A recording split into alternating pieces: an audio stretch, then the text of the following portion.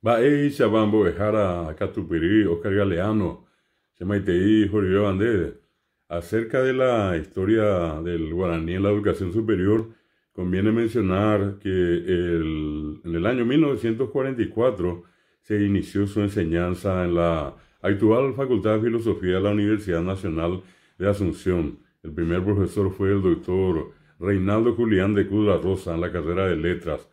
Luego ya en 1972 fue aprobada la creación de la licenciatura en lengua guaraní en la Facultad de Filosofía dentro del Instituto Superior de Lenguas.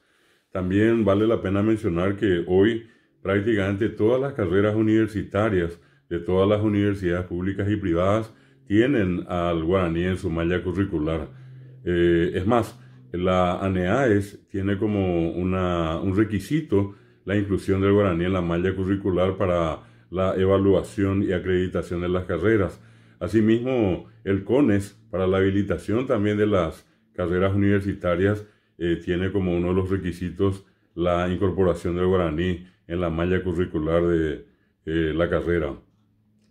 Por otra parte, se enseña en la Argentina en universidades como la Universidad Nacional de Misiones, la Universidad Nordeste, la Universidad Nacional de Rosario, también la UBA en Buenos Aires y últimamente en la Universidad de Jujuy en la Argentina, en la Universidad de São Paulo, la USP en Brasil, también en la UNILA en Foz de Iguazú, igualmente en la Universidad de Dourados en Mato Grosso. Se enseña guaraní en Bolivia, se enseña guaraní en los Estados Unidos, en España, en Francia, la famosa Universidad de París o la Sorbona tiene a investigadores, profesores, promotores de la difusión bibliográfica del guaraní allí, y entre ellos se encuentra el doctor Silvio Liuzzi de Corrientes. Igualmente, en el año 1995, la Universidad de Mainz, donde el profesor Wolf Lustig también fue uno de los más importantes promotores del guaraní, sobre todo al crear el primer sitio para el guaraní en Internet.